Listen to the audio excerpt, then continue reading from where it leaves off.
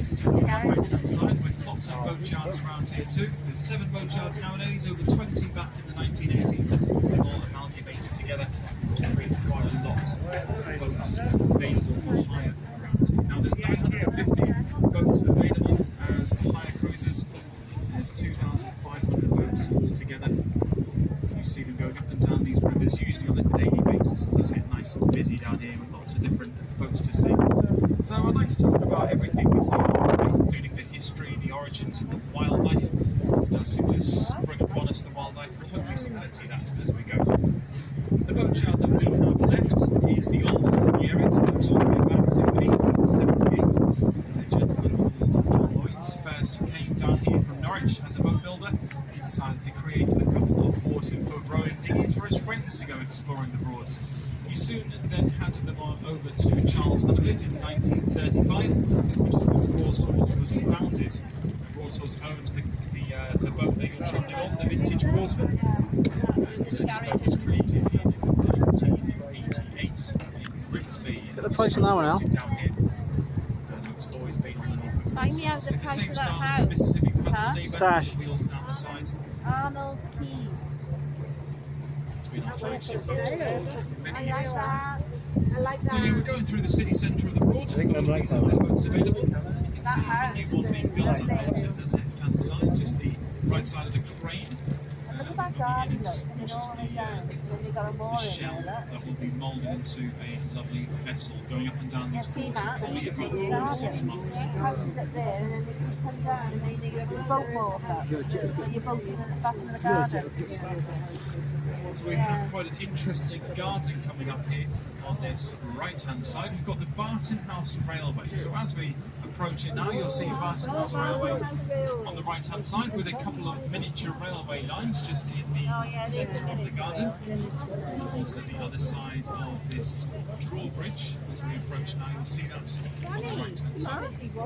So it's a great place for the whole family to go down and enjoy the nostalgia of the golden age of steam. Those 2 miniature railway lines with the railways. You've got these signaling systems, authentic tickets. All of them have been donated from previous stations around the Norfolk region. And also in the waterways there, they actually house 5 of the remaining wherries that we have. Now wherries are big sailing vessels with wooden boats, and these used to move all of the heavy goods between the Viking era, when the Vikings came up. The long ships were where they got the idea of building wherries. They soon evolved, and we now use these wherries even today. But around 100 years ago, there were over 800 wherries, these trading vessels that moved all of the heavy goods up and down these rivers on a daily basis. And then the road and rail transport systems kicked in, took away the trade, and now there's only 8 of them remaining.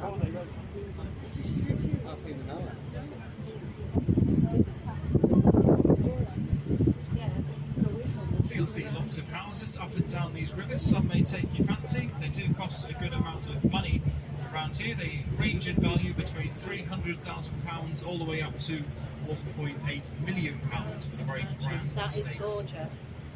I love that. When it comes to people staying here, about half of these houses are local residents. About half of them are holiday homes and rentals. So you can always come and stay in a riverside property down here in Wroxham and Honiton if you wish. We'll see 1 or 2 along this stretch. A couple of wooden lodges coming up on that left-hand side, or a couple available for a rent to start with.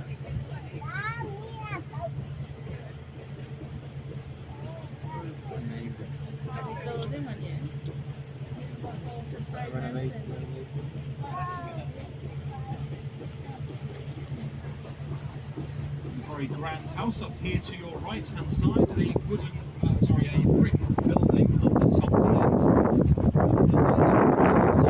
the hill. It's very, very flat, and anything above water level is not visible around here. It has its own Broad there, Brentwood, a very large property worth nearly 1.7. It's quite new, only built about 5 years ago. Now on your left hand side you've got one of the oldest houses in the village here, Leisure Hour, built in the 1920s. It's a white property with a baby blue trim around its features and timbers. The property was, like I say, built 100 years ago, and it is a wooden structure with a lovely thatched roof. Thatching is very popular, and you'll see a few thatched properties along this stretch.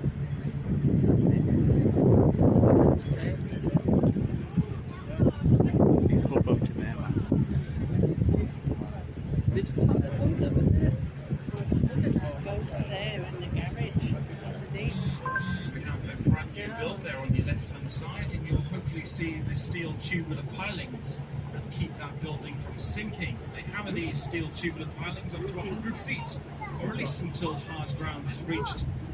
So then they keep the houses from sinking over time. So a lot of houses around here, because the land is very soft with this mud and silt in the land, a lot of them are made of wood or have thatched roofs. So you'll see quite a few with a thatched roof along this stretch. So there will be light materials to keep them from sinking over time.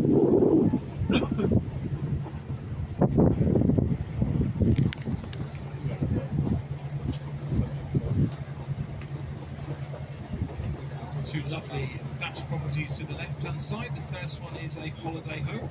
It was sold recently for £800,000 on the left-hand side now. The next one along, worth nearly £950,000. The last two houses in Hobbiton St John on that left-hand side.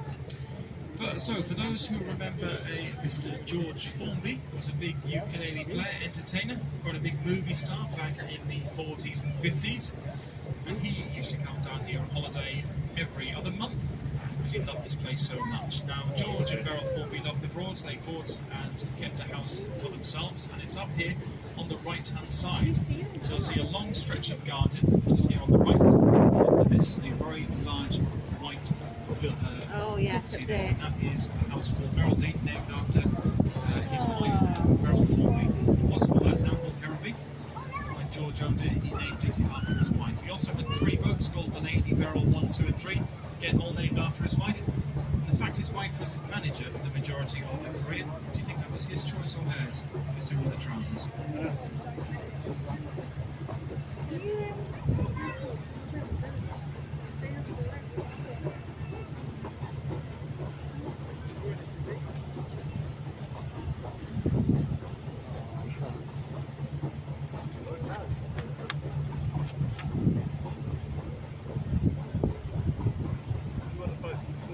I'll put some in now.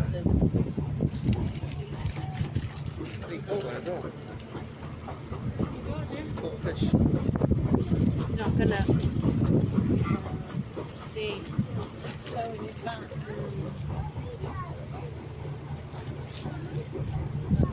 So we have a run of lovely thatched houses on this right-hand side.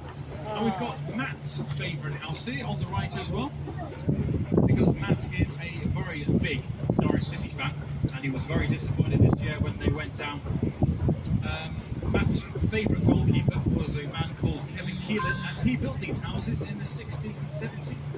So the two houses you see here with the white rounded buildings with the thatched roof, probably one of Matt's favourite houses. It was ever built by Kevin Keelan, an old Norwich City goalkeeper.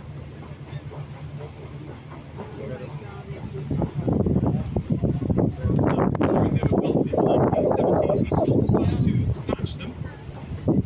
Thatching hasn't really been a product used in most roofs for over 100 years now, mainly because of its replaced materials lasted so much longer than clay and slate tiles will outlast thatching by a long way. But thatching is a very light material, hence why these houses are using them next to the river. And also, it's a local product too, so it's a lot cheaper as it's so local. And it was actually taken from the Woodlands. You can see on the left-hand side how we have wet woodlands now. Now, 100 years ago, when thatching was used, these were weed and sedge beds cut down by over 1,000 reed cutters. Taking the these roofs, so the main body of the roof of that property is reed. It's long stick-like material.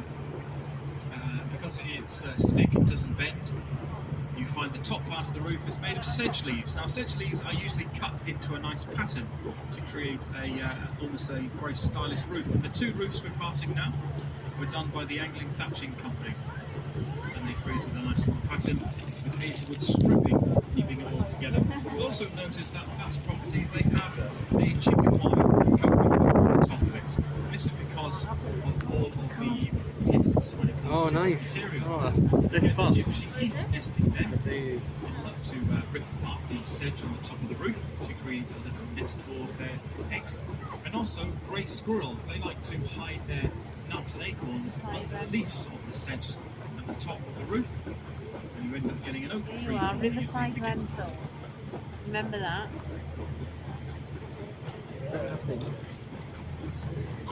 So Wroxham Broad is hiding behind these houses to the right-hand side, and as we just come past the last property of the village, you'll see a river cut here.